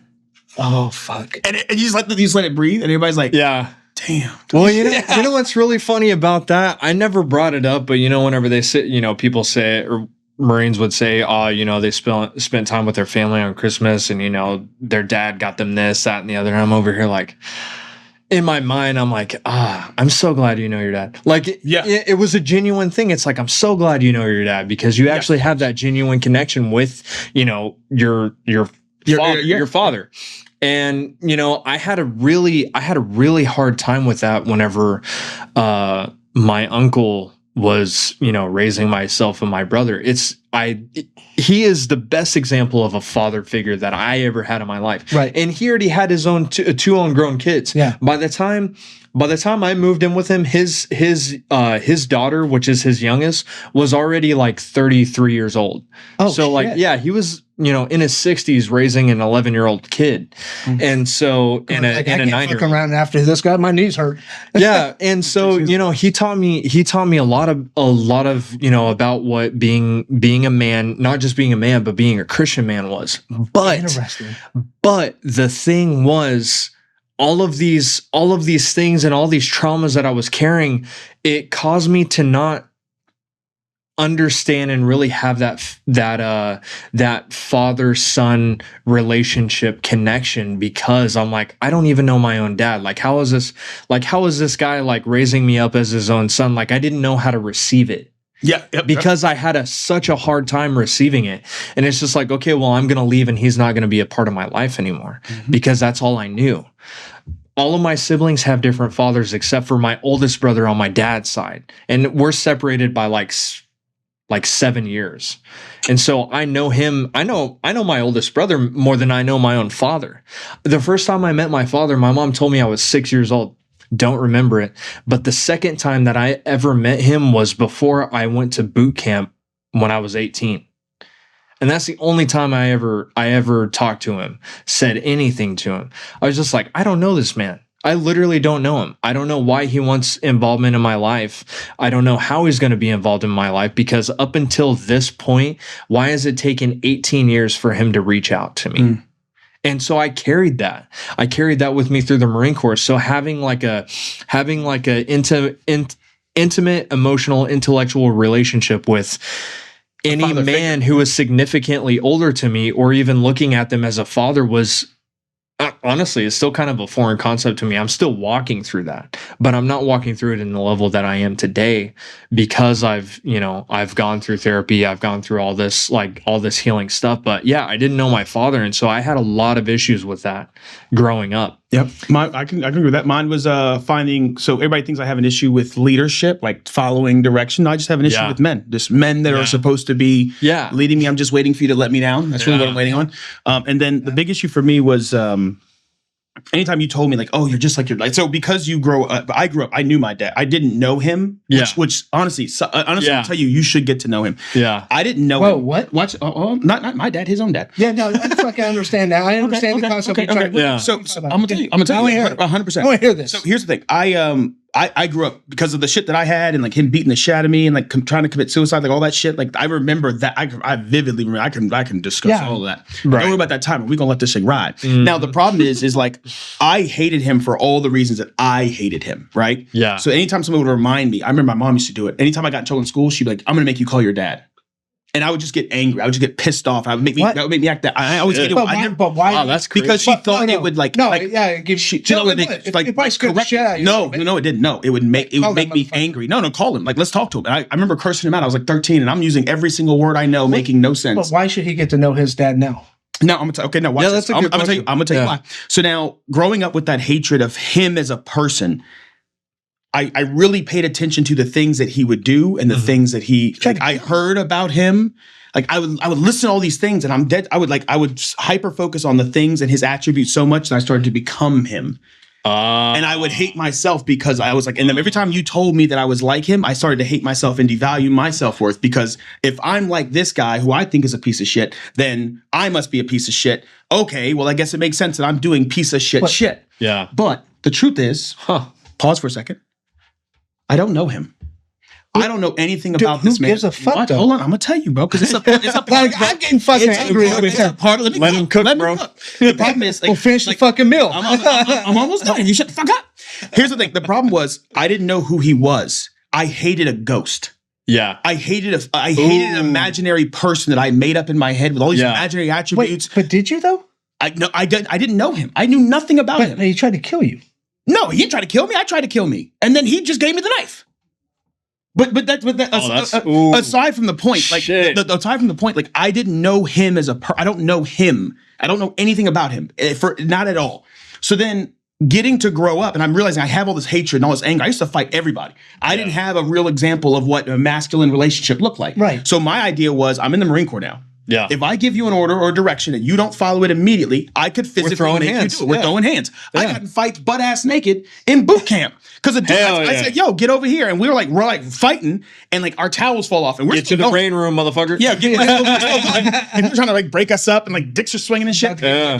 So what ends up happening is I remember one day, I finally tried to realize like where that anger was coming from. And he called me while I was in Japan. I'll never fucking forget he called me. Ooh. He called me in Japan. He's like, "Hey, this is Terry." I said, "Yeah, this is Terry. Who's this?" He goes, "No, this is Terry." "Terry who?" He's like, "Terry, your father." I'm like, "Oh." And I remember I paused and I was like, "Hey, what's up?" And he goes, "Oh, I hear you're in Japan now, blah, blah, blah. You used to love Korea, da, da, da." He goes, "How do you have a phone with an American number?" And I was like, "Oh, I have Vonage, da, da, da." So apparently he's a millionaire. I don't know if he is or not. But apparently we have a lot in common. You know, I got my gift of gab and my hustle and my build from him. But he was a Cisco, like the Cisco company when they first came out. He was one of the lower level guys that had built like the pyramid. Like he was at the top of the pyramid. He's like, "Oh, yeah, Vonage. Oh, that's the crappier service. You need to get these Cisco phones. I'm sure you have a Japanese girlfriend. She'd be happy to buy you one." Oh. And I just remember just sitting there and I felt all of the rage in every ounce of my body just light on fire. I was ready to go off. And I was like, "Yo, bro, did you just try to sell me a fucking phone?" Yeah. I haven't seen you in fucking 17 years. I think I was 20. I was 8 when I stopped talking. So maybe I hadn't talked to him since 13. I hadn't seen him since 8. I had to have been 19 at this point. So maybe 6, 7 years. I haven't seen you in 7 years. You're trying to sell me a fucking phone, and I'm ready to go in on all this rage that I've contained. The fuck am I mad at you for? I don't even, like, you know what? I just said it. I don't even know who you are. So now, I'm going to tell you why you got to get to know me. Now watch this. The fucking meal, bro. The meal's almost done. So here's the thing. Here's the meal. Patient. Here's the meal. Because I'm raging over here. Here's the I'm all about boiling. the story. So watch this. So here's the thing. I have no idea who he is as a person. I know nothing about this man. So I hated a person. I hated a ghost, and I called it a ghost because I didn't know who he was. Yeah. Then I am out in the Marine Corps now. I'm traveling the world. I'm going to see my family in Baltimore. I'm learning all these things. So one of the things I learned about him, I go to the house. I see my uncle at my old grandmother's house. My grandmother passed while I was deployed to Iraq. They offered me to go home, which is like my grandmother. I spent every summer with my grandmother. Red Cross. And they said the Red Cross message, and my unit said, if you go home, you're not coming back. We're sending you back to Japan. We're not going to bring you back out. So for me, it was, all right, I trained with these guys. We worked with these guys. Like, I'm not leaving these guys here. Psychology. I'm going to stay. I mean, they knew what they were doing, but they still sent my ass to the chaplain. Like, hey, like, so my master was like, hey, how close were you to her? I'm like, I spent every summer with her. And you're okay not going? Yeah, the mission's more important. Like, no, it fucked me up later. Yeah. So anyway, so I'm at my grandmother's house, and there's this old football. And I'm like, oh, is this trash? And what is this? He goes, oh, that's your dad's football. So in my head, I go, oh, fucking trash. And he goes, yeah. He's like, no, put that back in the box. That's your dad's. He really loves that. And I'm like, what? Loves it for what? Like, what's like an NFL football or something? He's like, no. When your dad was growing up, when we were kids, because their father wasn't around either. When they were growing up, the only thing he would ask his dad for was a football. Every Christmas, every birthday, he would ask his dad for a football. And his dad never bought him a football. And he said the first thing he bought himself when he joined the Army, his first paycheck, he bought himself that football. That was the first thing he bought himself. Wow. And in that moment, I go, this dude has fucking trauma too. I have no idea who the fuck this dude is. And I hate this man for what he did to me. And I can be angry about what he did, but I really don't know this person that I'm holding all this hate and grudge and anger for. And when I released that, taking ownership of like, I don't know you and I don't deserve to be mad at you because I don't even know who you are and let it go. Bro, I was fucking free. Free to start self-reflection. So you talk to him now? He messaged me one time on Facebook. Oh, don't fucking come He messaged me. This is what I'm talking. He messaged me one time on Facebook. No, listen. I offered him. I said he messaged me on Facebook, and I said, hey, listen. And I had just had a dream about him, me taking my kids to his gravestone. My sister went off on him. Something like my sister. I've met her. I've met her now. By the time I hadn't met her yet. So he tells me like how she's angry at him and she blames him. She says I still hate him. I said, listen, bro, I don't hate you. I have no reason to have a grudge with you. I'm grown. I got kids. I got a whole fucking family. To be honest with you, I don't hate you. I get it. You got your shit. I got my shit. Respectfully, you have grandchildren here. My son has our name. So, I mean, if you ever wanted to meet your grandkids, I'm at a place in life where I'd love for you to come meet your grandkids. Now, keep in mind, you ain't taking them no fucking where, because I know what you do when you take your kids somewhere. Ha, ha, ha. My little petty grudge. But I'd be more than happy for you to meet them. His response, why would you want me to meet them if you don't care about me? And I know what he was really asking. Why would I forgive him? Because he probably thinks he's a piece of shit. Yeah. Now, because he is. And I'm not because I don't agree with that. May be. He is. That may be. Wow. But you guys, we're going to so check this out. I want to say something to that because this is not only something that I realize, but this is also something that makes a lot of sense to me as well. There's a difference between reconciling, who somebody was in your life that may have hurt you unintentionally, that you don't even know who they are. But there's also a difference between, you're a grown man. You're a grown-ass man. Mm-hmm. Your father's a grown-ass man. But you go so long without being in a relationship with somebody, whether or not it's family, whether or not it's an ex, significant other or whatever, that you realize you're like, hey, I get it. You have a lot of trauma. You are both two completely different human beings interacting together, and where you left off may not have been the best, but you've lived enough life. So you've gone through okay with things. Letting your dad come in your life now? I'm okay with it, but that's up to him. Really? That's up to him. It's not up to me anymore. You text me. So check this out. No. Check this out. This is about trauma. This is about letting go of somebody that was never there. But my dad was there. My dad was there. Well, and that's what I'm alluding to. I don't talk to my dad. That's what I'm alluding to. Respectfully, reconciling you advantage that we don't have. Yeah, I don't know. If it's me. I don't. Or my brother's making this shit go limp. It's definitely No, so Hey, yeah, the breasts are I like- want to continue on that. So there's a difference between reconciling and recognizing that that person was never there for you and could have been a very integral part in your life.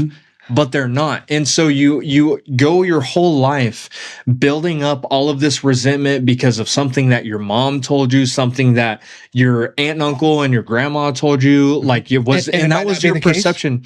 That was your perception of that person for the longest time. And I'm talking about myself specifically. Yeah. I am. And so you go the longest time and you're like, oh, this guy must have been really bad for him to not be in my life. And I never really took a magnifying glass as to why he wasn't in my life or why he maybe chose to not be. No, it don't matter because listen, somebody wants to be in somebody's life, like they don't have to take me to the fucking grave. Right. 100%. In order for me not to be a part of my life. However, you have to kill me. We gotta be. No, I totally agree with that. Let me get to what I'm saying though. Yeah, let him cook, bro. I didn't tell him this. This is a God at the table. So and I want to just say this because this is something that I could have never come to the conclusion myself. Okay. I don't think of myself as an intellectual person or to know things that somebody else doesn't. But I've lived life and I've experienced things. I had this, what I call a God epiphany. God was revealing something to me that I could have never, ever thought of in my rational mind ever. This guy wasn't in my life because either A, he chose not to be, or he was ousted from our family, ostracized, whatever. But I can't put unreal expectations on someone I never met. And you can't. And you have to realize this between me and you, homie. You my boy. I love you, dog. You my boy. Don't tell anybody I said that shit. Don't tell anybody I said that. Yeah. You have to realize that you're speaking from a place of privilege where you get to say, I met my piece of shit and I know he's a piece of shit and I don't want to meet him and you should either. I'm not saying you are, by the way. I'm just using the example. Yeah. Whereas he and I are speaking from a place of we don't know the monster we created. And yeah, he might be the monster that we are, the monster we think he might be. He might be that monster. Yeah, or he might maybe, be, but we don't know. Or maybe he's a man that I don't know, and maybe he's a young kid that I later found out tried to kill his own father. Right. I had no idea growing up my grandfather lived around the corner from me. I never met my grandfather. It made no sense. Matter of fact, I met my grandfather as a grown-ass adult. Mm-hmm. First time I meet him, my uncle's like, yo, who's this? And he goes, I don't know him. He called me the N-word. He's like, I don't know him. It's your grandson. This is Terry. What the He looks at me and goes, you want a drink? I'm like, hey, what's up, Grandpa? Let's do this. We take some rum shots. We call it a day. Wow. I had no idea he lived around the corner. That's fucking wild. No idea that he lived. For years, I spent at my grandmother's house. He lived a block away. And I never met him. So I asked my uncle, I said, yo, how did I grow up in Baltimore and I never met him? He said, oh, well, man, like he didn't mess with the family. He wasn't really ever there. But also your dad tried to kill him. I said, what are you talking about? He's like, yeah, your dad was just upset and him and your grandmother was arguing and he showed up at his house and your grandfather had to call your grandmother and say, yo, your kid's here. He's got a gun. He's trying to shoot me. Come get your kid. And he my grandfather snuck out the back door and went to the bar. Bro, so nothing happens. Here's what I'm learning as I get older, that like the people that I like, the human beings that I'm judging and criticizing and chastising are just as probably fucked up as I am. That doesn't give them a right to do the shit they did. Right. But Big Martin Luther King said, the ultimate measure of man is not where he stands at times of controversy, of comfort and convenience, but where he stands at times of conflict and controversy. The truth is, on a pedestal, I could say, I would never leave my kids. I'd never let them go. I'm going to be there forever until I'm thrust in the position where I'm now in a place where I can't take care of my kids. I'm now in a place where I don't have any income. So I decided to join the Marine Corps. And now I'm no longer with my kids. I'm over here. My kids are over there. Or, for example, my situation. Matter of fact, I'm going to tell you. You and I talked about this at the podcast. I felt like the big ass piece of shit from a father perspective. I said, "Oh, yep, I'm becoming my dad because I live in the West Coast. My kids live in the East Coast. I see my kids once a month for 2 weeks at a time, maybe 2 weeks. I feel like a piece of shit. Imagine if my kid was on a podcast called Therapy Wasn't Full, and he's now 20 years old, going, "Yeah, my dad wasn't around when I was a kid." And he has no idea that I sat on a podcast called Therapy Was Full and said, "Yo, I feel fucking bad that I missed my fucking kid growing up." Yeah. Yeah. And he won't know that. But the difference. There's a huge difference in this generational trauma, right? Because the generational trauma gets passed down. We don't know it, but you know exactly what you don't want to be. You don't want to be a ghost to your kid. Oh yeah, 100%. When you have absolutely, a kid, and I did make a vow with myself that I'll never be like my father. But the funny thing is, I don't know who he is. So how can I not be? Yeah. So how can I not be him? You just don't know. Exactly. He very well That's what can. I'm saying. I get it, because there were certain things that I said I'm never going to be like this until I became a father. And guess what? And then reality and adulthood. Then I was like, oh shit. But I'm kind of like my dad in a lot of ways. Not bad. Not bad. Well, I mean, behaviorally, we all inherit some sort of behavioral trait. So, but I recognize going through therapy, going through my own trauma, realizing the trauma that happened, dealing with that trauma. Yeah. Going, oh shit. I can recognize signs when I start gearing back in that old way. Like, oh, let me back the fuck off here. Yeah. Hold on a second. Yeah. I'm not doing things all right. Now, I will tell you, I kicked my oldest son out of my house. Guess what? I essentially got pretty much an ultimatum. Get my shit together. You got 30 days to get shit together. Get the fuck out. You know what I mean? Because my son followed in my footsteps. And I said, listen, if you want to follow in these footsteps, cool. This is how you become a man right here. Is if you don't want to go graduate high school, which you didn't, he had a 4.3 GPA, started falling pussy and fucking drugs. Whoa. And senior year of high school. That's wild. What was he really missing then? He was missing me being present. As a father. Yeah. So now that's hard. That's hard. That's what he was missing. Kudos to you for fucking. Yeah, I know. Yeah, I know, you recognize that. I know that's that great. now, but I didn't know that then. I was just like, get your shit together. But see, the problem is he's not judging you. Your son is not judging you off the version that you are now. He's judging you off the version that he knows then. And there's growth that occurs there where now, as a grown-ass man, as a grown-ass father, your son could sit there on that other chair and say, yo, my dad did this, bro. Isn't that fucked up? And you would sit here and go, I was fucked up to you. Yeah. Well, I fucked you over and I regret that. And I think you do regret it. It's not I fucked him over. It's I didn't. So my dad did two things for me very well. He protected. Anytime I need somebody by my side in a fucking fight, boom, drop a hat. He was fucking there. How many times did your dad fuck up a kid with you? Because we gotta get that on. We gotta get on the record. I'm just kidding. Don't put that on the record. Go ahead. Hey, kid. But dad whooped some 12-year-old ass. I didn't grow up. I wasn't a popular kid. I was just kind of there. I honestly understand why working with you as long as I have. Yeah, I know, right? Yeah, trust me. When I was fucking 14, I had two friends. Yeah, I had two friends. Yeah, a couple of friends, man. That was most of the time I wasn't seen at school with them because we were not just in different classes, but I only had one class with them, and it was French, and that's how we were able to relate with each other. But I wasn't a popular kid. I was the weirdo. I was the odd one out all the time, every single time. And then I realized I was good at sports, but I never played any. Yeah. I never played any. I always regret it too. I'm like, damn, I could have been a multi-millionaire baseball player. Yeah. Fuck you, Dad. Yeah, the grudge. The grudge. Fuck you, Terry. Fuck you, Terry. But no, okay. So two things. It goes into two things. He protected me. He provided. I always had a roof over my head.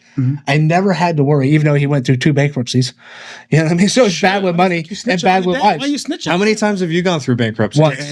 Oh, damn. I know. That's wild. No. I was asking that as a genuine question because it's like, you don't realize how much you follow in your parents' footsteps until it actually happens. Well, that's fucking wild. This wasn't because of my poor financial state or I didn't know how to manage money. It was a business partner. Yeah. That caused it. Which low-key kind of was your financial decision and no. So he made decisions that affected the whole company. Damn. Correct. Without me. Correct. Now, I think it's cool that someone goes through bankruptcy in general, to be honest. I'll be honest, bro. I'm absolutely. You escaped the system once. It is not, bro. It is not cool. I'm not gonna lie to you. I've never gone through bankruptcy, but I will tell you, the rebuild is like, I'm telling you, like the one thing I do, the rebuild is fucked. It's like everything I did, like everything I built in a flash is gone. Yeah. And I'm like, okay, no big deal. I'll just rebuild it back real quick. No. 7, 8, 9 years. I'm just getting to a place. Well, I bought the new car. You haven't seen it yet. But I just bought a new car. And the last car I bought had like a fucking 30% interest rate. And that's what I had to get because your shit's fucked. They're looking at your stuff. I want to throw up. Bro. They look at you as having new credit, but you're worse off because they know you new credit, you have this leeway of like you don't know. And it's like that risk. They're like, well, fuck, man, we know you went through bankruptcy. The shit had a fucking tracker on it. They were like, oh, like they could GPS track my car at any point. Like, oh yeah, like they had it was a mandatory install from the lender. It had to have a fucking tracker. And that's what happens when you It's terrible. When you build this giant fucking mountain and castle, and then it gets burned the fuck down. Yeah. You're like, all right, cool, no big deal. I'll just rebuild it. No. Bro, it's not even like you go back to like, so here's where you start out and you build your mountain and it burns down. You think you're here. No, bro, Yeah. you're fucking here. Yeah. And then when you finally get here, you get a taste of what living here was like. And you're like, oh my God, Yeah. I got approved for a credit card, not secured. Woo!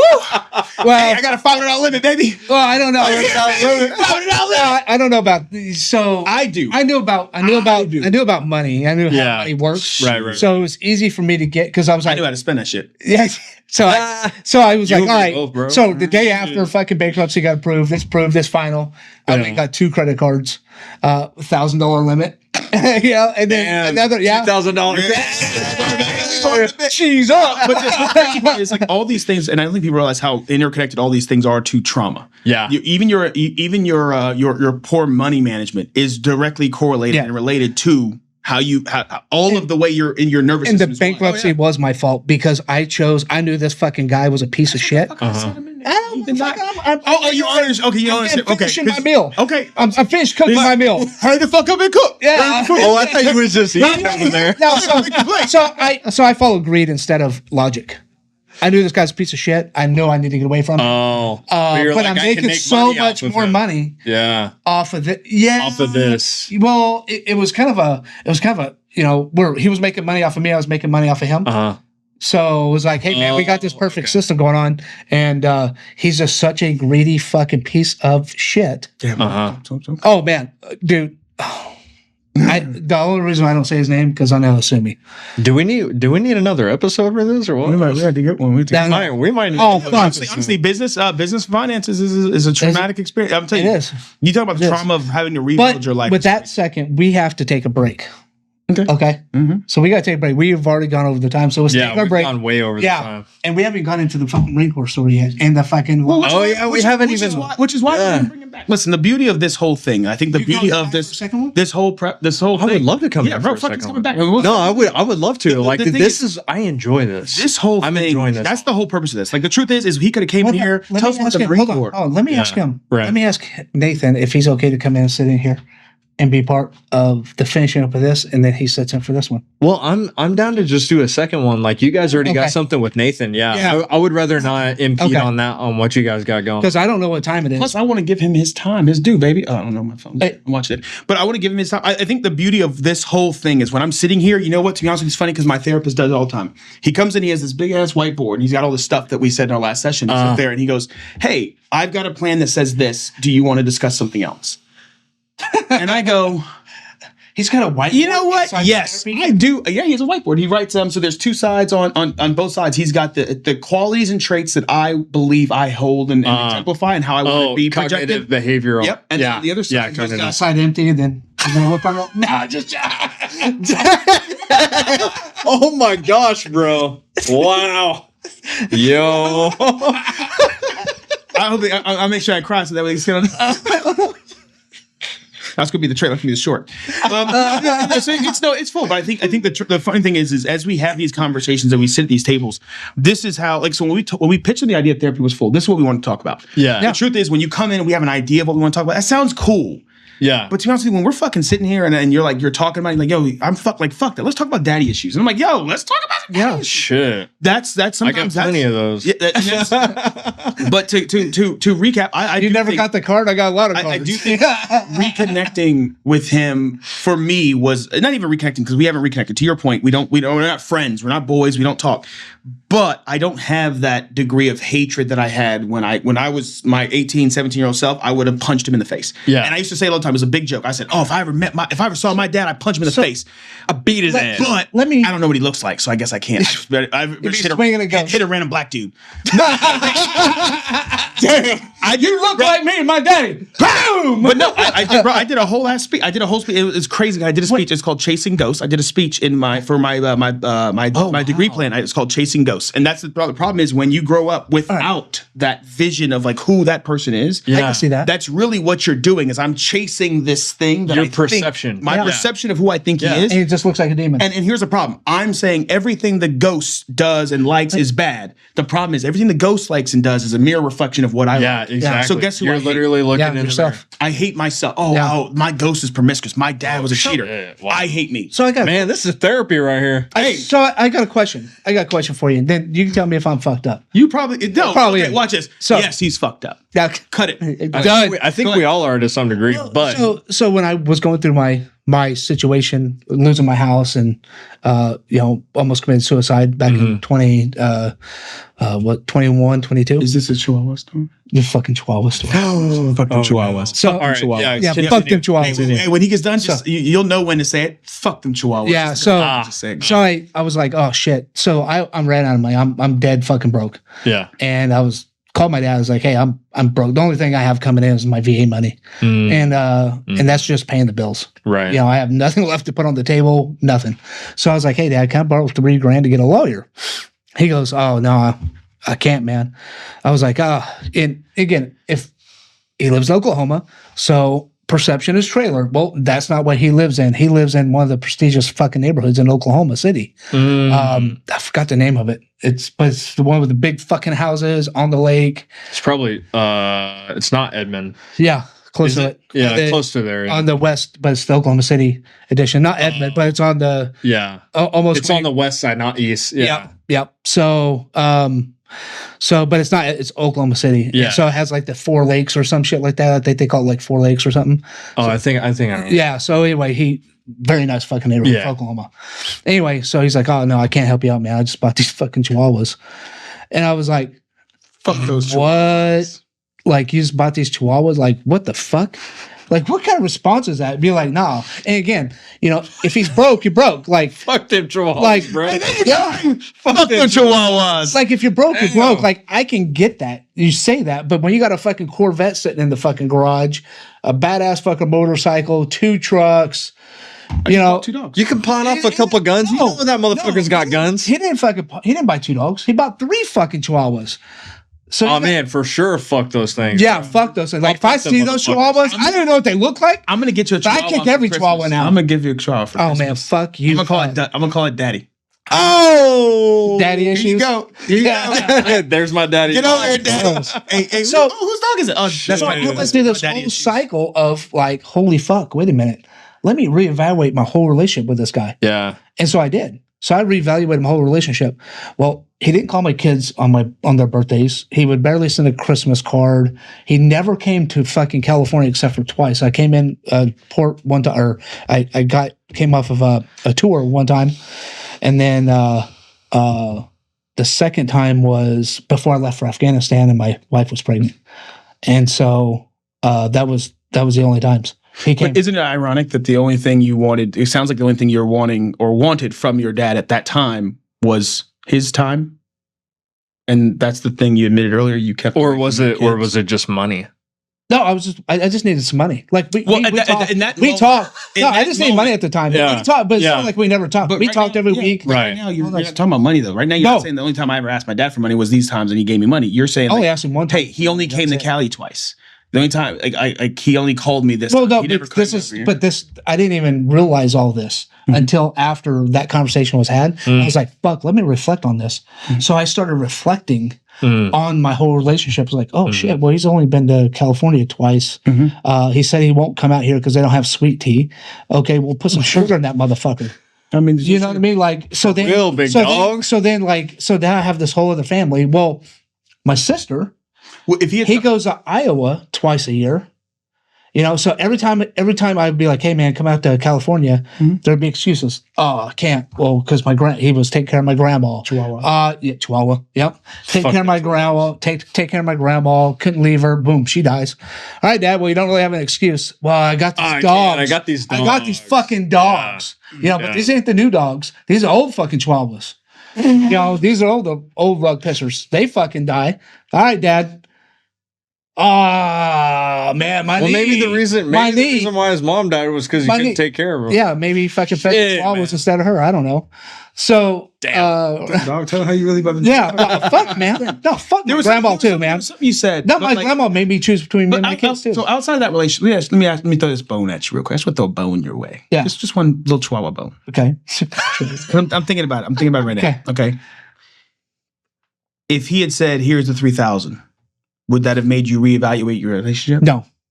So if he gave you 3,000, y'all be perfectly fine today. Yeah, we would have been. So then, because his relationship with his dad was on a transactional basis. So can we agree? No, it wasn't because he never gave me money. Well, what I'm saying, my dad. I've never asked my dad. Yeah. For money. When I left and made my decision at 17 years old, it was the same conversation I had with my kid. Like, all right, man, it's time to be a man. You're on your own. Good luck. You want to see how real this world is out here? Yeah. Boom. And so I never asked my dad for a fucking nickel. Yeah. Ever. And you asked him this time. But the reason why I asked him. Well, yeah, but the reason why I asked that question is if he had given you the money, here you go, Dustin, here's the $3,000 to take care of your shit. You wouldn't have reflected on your life. You wouldn't have any hatred towards him. You wouldn't none of these things. No. But that's what he's saying, and that's why I kind of transactional. No, I'm not over here. Not saying it's transactional. I think your anger and frustration towards him for all the shit that he did is fine. But the trigger was you didn't support me the one time I needed you to be there. I've never asked you for shit. The one time I needed you to be there. You know, honestly, I don't blame you for that. Yeah, I don't blame you. Yeah, the one time. And so then I reevaluated, and then he FaceTimes my daughter's kids. He gives them Christmas gifts. He gives them birthday presents. Yeah. He goes up there twice a year, drives it, and they're not in Oklahoma, they're in Iowa. It doesn't bother you that he doesn't do that for you?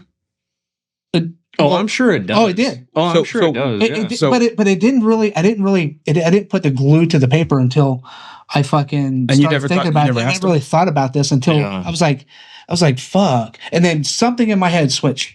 It was just like, this guy has never even been there for you. Like, and then I was like, huh. So I had this thought in my head, and then I went down. Yeah, it's crazy how that shit happens. And I was like, man, well, hold on a second. This guy has really never been there for me. Like, he's there all the time for my fucking sister. He's there all the time for them. But he's not there for me and my kids. But the crazy part is, I'm not gonna do that. We'll do it. No, do it. No, do it. No, do it. Do it. Do it. Let me play devil's advocate. Okay. You are an incredibly strong-willed man. Yes. I imagine that as a youth, full of testosterone, because he's no longer full of testosterone. You know what I'm saying? Oh, no, I am. TRT, baby. Oh, TRT. You'll be bigger than me in the next episode. Okay. Well, I've been taking it for a year. That's why you look at as a strong-willed young man, balls full of testosterone. Yeah. How difficult do you think you must have been to support and like? Because if you never need, so here's the 100%. But so here's where the one thing that I'm learning, and I hate the one thing I hate about therapy and intellectualizing and emotional clarity and emotional EQ is that I can start justifying and thinking through like, okay, cool, I can see this. Because what I'm saying is, you've always been strong-willed. You've never needed me ever. And now you're calling me asking for something I don't think you need it because you've always been so strong-willed. You got it, bro. Now, I'm not giving you the soft, solemn hug and cry that I give your sister. I'm not saying it's your fault, but I'm just using an example. What if he was like, oh, you got this, Dustin. You got it. What if he had said that? Dustin, I believe in you. If you really do need me, I got you.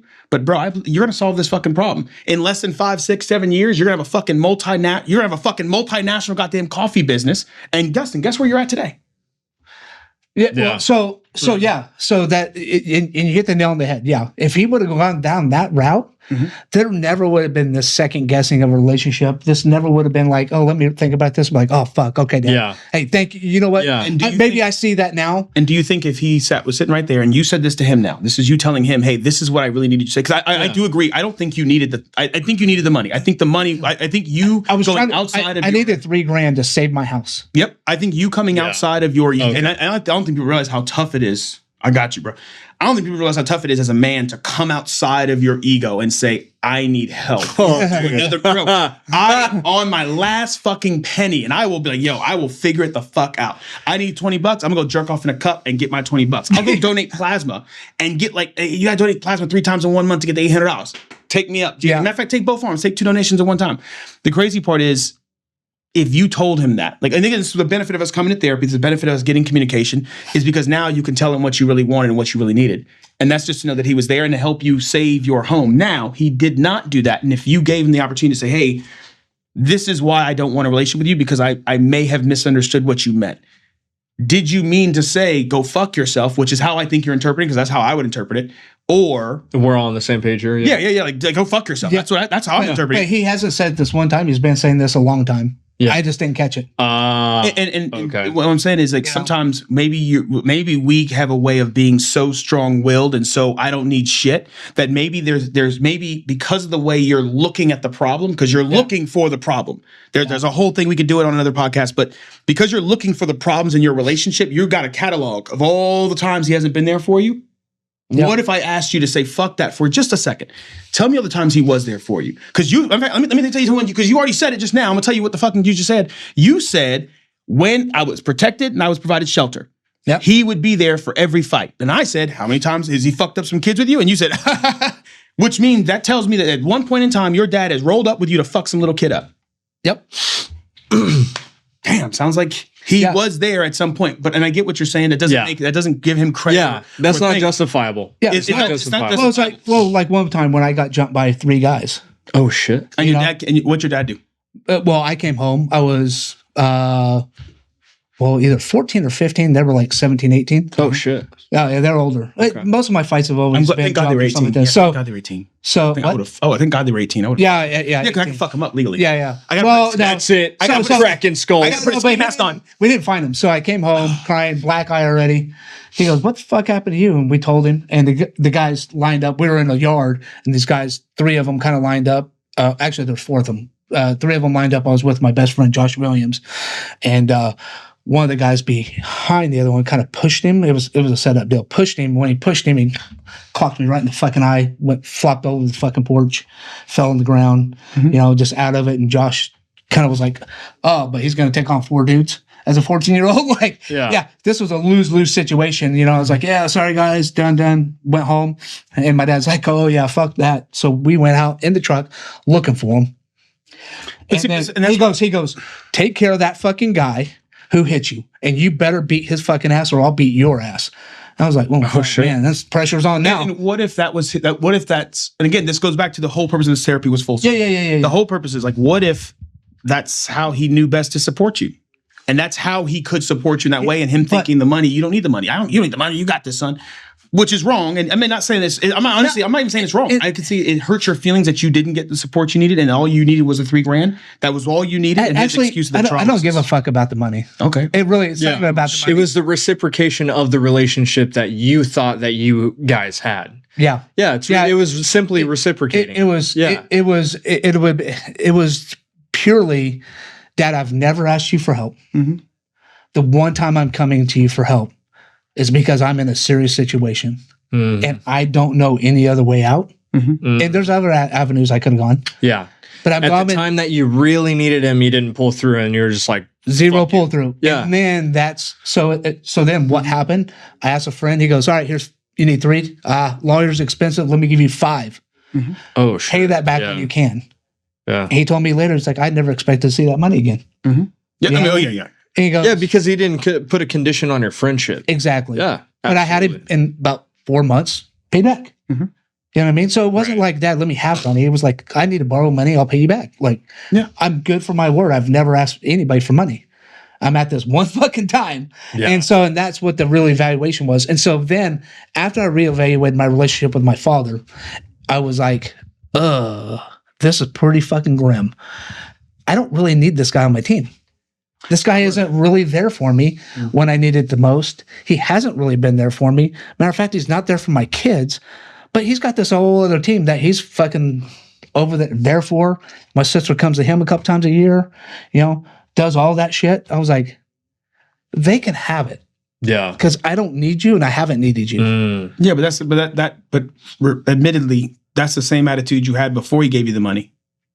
And that attitude is what got you nothing. No, I never gave my dad attitude like I didn't need you. Me and my dad didn't have the best relationship though. Mm-hmm. So, and I don't mean like your attitude. We almost got in a fist fight when I was 19. I came home. His dad would have fucked him up, by the way. Yeah, not 19. Okay, big deal. Yeah, not 19 or now. You know? or now, motherfucker.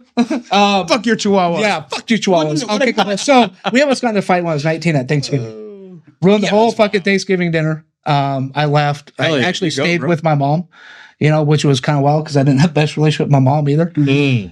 So I was like, all right. And then me and him got almost a fist fight. He and I. Yeah. Him and I. No, he and I. He and I. Sorry, English fucking teacher. No problem. Yeah. Hey, it's Oklahoma jeans, bro. I know, right? 2013, I got medically retired.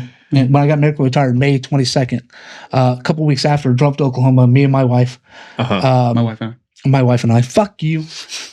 And we drove to Oklahoma. Sorry, I was and we were going to reveal that she was possibly pregnant. You know, we didn't know, but we had a good idea. She was pregnant. And first day she's there, I told him, I said, Dad, I haven't seen you in a while. Don't have my sister there because she's a limelight stealer and she's really a piece of shit of a person. Don't have my sister there and her family. You get to see them all the time. I want you to spend time with me and my kids. We don't have that. We haven't had that. We've never had that. And rolled in. 3 hours fucking later, guess who fucking rolls up? My sister. Yeah. He's like, oh, you know, we're family. I was like, Jesus fucking Christ. How close are you and your sister? We were never really close. So when my parents got divorced, I went with my dad. He and my sister went with my dad. Whatever. Yeah. No. So anyway, my sister went with my mom. I'm an intellectualizer for a second. What if it wasn't him, and what if it was her? What if he said, grow some fucking balls? Maybe he did. What if he said, hey, baby, hey, you know, Dustin's going to come. Dustin's in town. You know, hey, he's going to come by and da-da-da. There's a phone call. I talked to Dustin today. Oh, I want to come see Dustin. You know, I don't think Dustin wants to see you yet. I think we should pose on that. And then, oh, I'm coming over. Fuck Dustin. I don't give a fuck what Dustin wants. So she's the one that forced the envelope. And now you're right. He should have been the man. So there might have been some light in that tunnel. So now, I'm good. Maybe. However, that night, I invited my best friend over, Josh Williams. I've known him since I was 8 years old, and another good friend, Sean, over. And you know, like, hey, meet the family, blah blah blah. You know, so we're in his pool, we're swimming, we're all having a good time. She's there, and I was like, all right, I'm there for like a week in Oklahoma. That's like being there for a fucking year. Yeah, you know, it's like fuck. The days Oklahoma. Go slower in Oklahoma for some reason. Man, never fucking go back to Oklahoma. I don't blame you, bro. Yeah. Damn. So I fucking you want vacation? Come to me, man. San Diego. This is the place.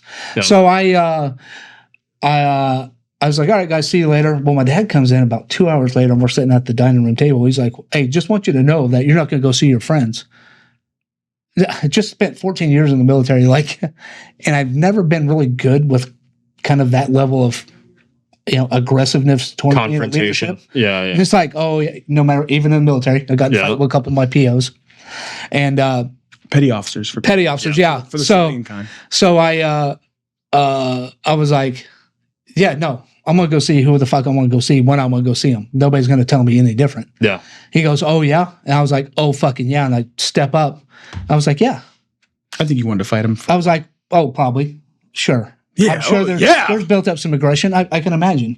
You know, and he's like, oh yeah, I'll whip your fucking ass. I was like, I'm right fucking here, buddy. Let's do it. And then he gets closer. His wife and my wife get in. I hope you and your dad's meeting doesn't go like this one. No, I hope it doesn't meet. I don't know if I'm ever gonna meet him again. I don't know. I don't know. So anyway, so I just I even tell you why here in just a little bit. So anyway, I fucking that's how it went.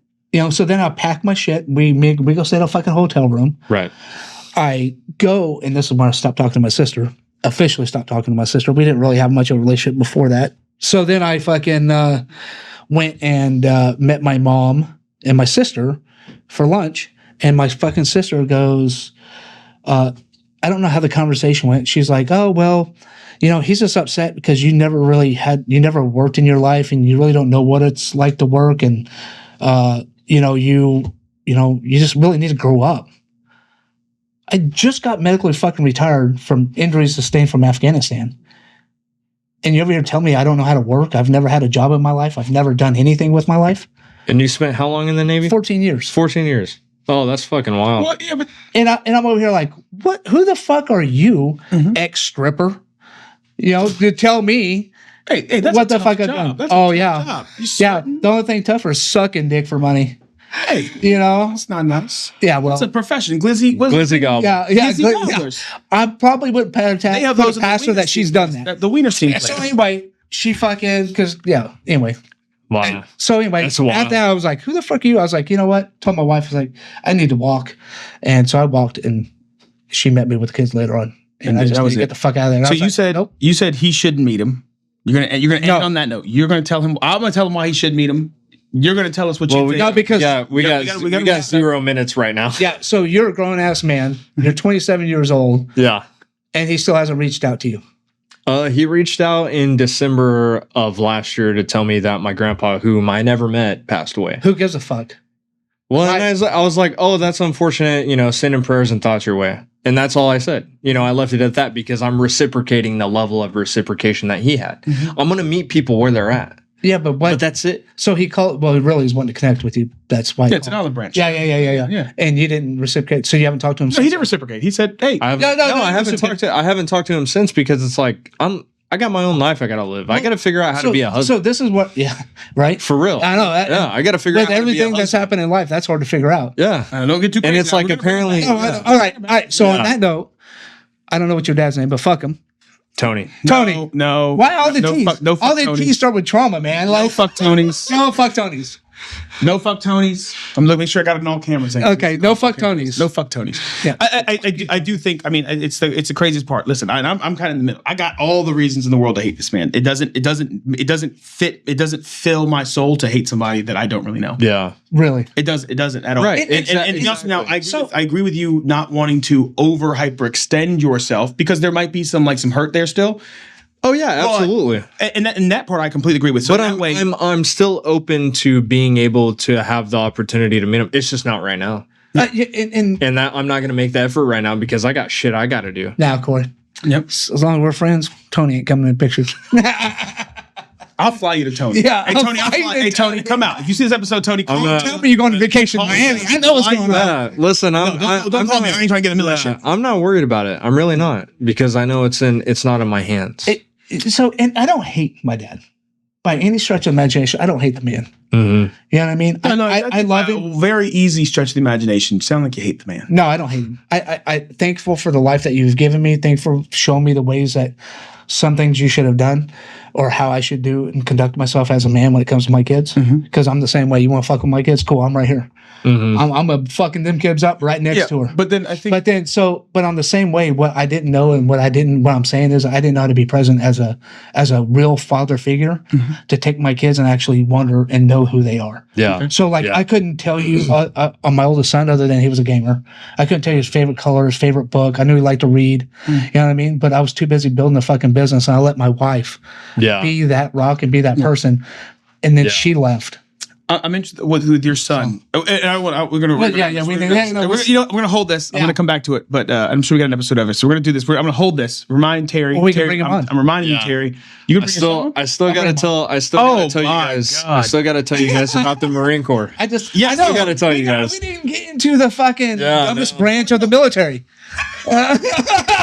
Hey, we may be dumb, but we strong, motherfucker. They just black out here, and then there's he's just out of the picture. Hey guys, Dustin left. Unfortunately, that's the full episode of Therapy Was Full podcast. If you guys know if you guys know where Dustin went, please feel free to let him know to give us a call. He left pretty Please. abruptly. We miss him, We're praying for him. and we are praying for wherever he may be, whatever ditch that might be in. We pray for you, Dustin. Don't ever say that dumb shit again. I might be here even if I'm missing teeth. He is from Oklahoma, so that's not a surprise. That's All right, close this out. Hi, man. So Corey, a pleasure, brother. I love. yeah, dude. Here we go again, man. So Corey, thank you for coming on. And Thanks for guess having what? He's going to be coming back on. So this is, we got to get in the rest of it. We also have to go over some bills that's coming out, stuff like that. Yeah. So there's a lot to it. And I think, dude, appreciate you. Thank you for your service. Thank you guys. We can't wait to get into the rest of it. Guys, thank you for watching another episode. Therapy Was Full. Please don't forget to hit the like, subscribe, and share button and comment down below to let us know. If you have daddy issues, just comment with the little emoji like this here, so we know who to reach out to. Send you some love. Yeah. from me. Yes. Or you could do hashtag please. daddy issues. It's okay. Oh, hashtag daddy issues. That's good. Yeah. Oh, we should hashtag daddy issues and talk about the last time we talked to dad. Like, Oh with yeah. dates. Yeah, we can all relate. We can all relate. Yeah. Yeah, so we can have a whole conversation in the threads. 2006. 2006. Yeah. Yeah, that was last time. Well, last time I seen or last time I talked to him? What am I talking about? Oh, last time I talked to was on Facebook. So I had a little couple years. Last meaningful conversation. 2006. 2017, probably 2016. Day three being born. Last meaningful conversation, 2016. Bam! I'm the winner. With your dad? I have the longest standing trauma. Last meaningful conversation. I have the longest standing trauma. That makes Terrence the winner. Therapy was full. Therapy session. I will be gifted 3 free sessions of Therapy Was Full podcast. There you go. Yep. So no, we appreciate you guys watching. Thank you as always. And Corey, man, can't wait to have you back on. Yep. Thank you. Peace, guys. Awesome.